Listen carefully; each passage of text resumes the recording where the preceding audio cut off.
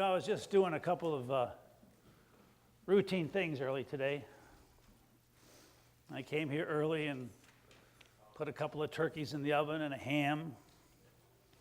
I'm not much of a cook, but I put some seasoning on it just to look impressive. And of course, I'm by myself, nobody noticed. And a little salt and a little oil.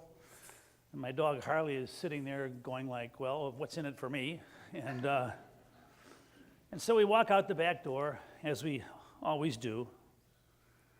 And I saw the flags, and I see the names on the bricks. And I took Harley home and got a glimpse of the news and was reminded, you do these routine things here at the church, then you go home to your house and you realize that a few hour plane ride away, there's people that just have absolutely no place to go. And wouldn't they just love to take that stuff for granted?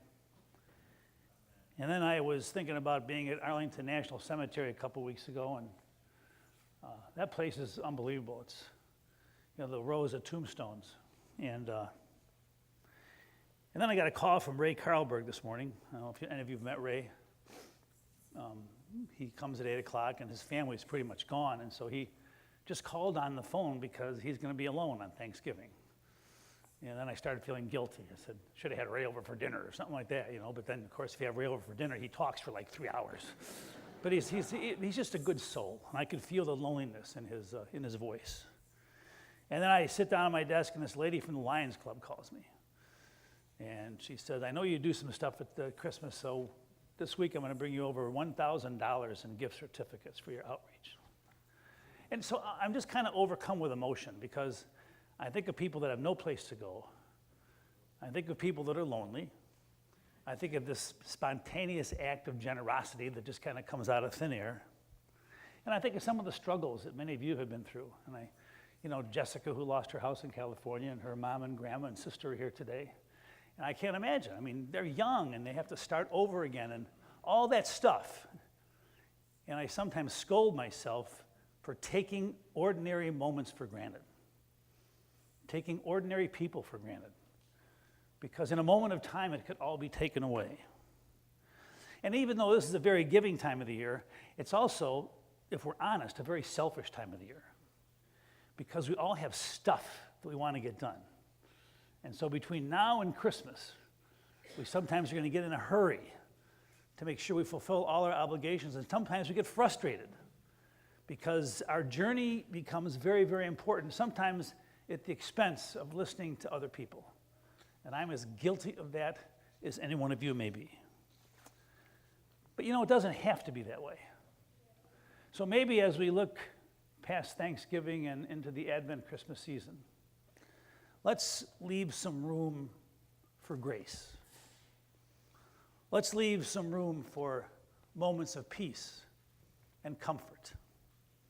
Let's leave some room for quietly giving unto others with nobody else noticing what we give.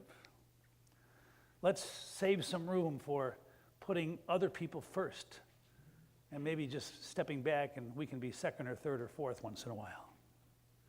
Maybe we should save some room for just trying to understand people that are a little bit different than we are, and yet somehow we need to listen to their heart song like Maddie was able to do at the age of 4, 5, and 6.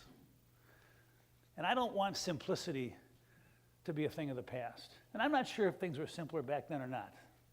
But I'm sure those of you that are my age, maybe not as old as I am or even older, you have images of what Thanksgiving used to be like. I remember as a kid, we had this lady named Esther in our lives. And she was a lady, went to the old GA church. She never got married, she lived with her mom. She had a very high-paying job. She was the Sunday school superintendent there for 32 years, and she insisted. And when she insisted, you either did it or you paid the price. I don't know if any of you have a person like that in your life. So Esther and her mom had every single Thanksgiving. And they had a little old apartment in South Shore on the 4th floor. And we would go there. My mom would make us wear a tie. And we would go into her, and she had steam heat. And steam heat, the heat is either on or it's off. There's no middle ground. And we'd go into her apartment and we'd sit on the plastic on her couch. And by 3 in the afternoon, it was so warm, we just slipped off the couch onto the floor. And I would get kind of frustrated as a kid. But you know something? I miss that. Because it was so simple. There were no presents. It was just people gathering together and making Esther and her mom feel like they had a home. I always liked Thanksgiving, and I still do, because there's something pure and uncomplicated about today.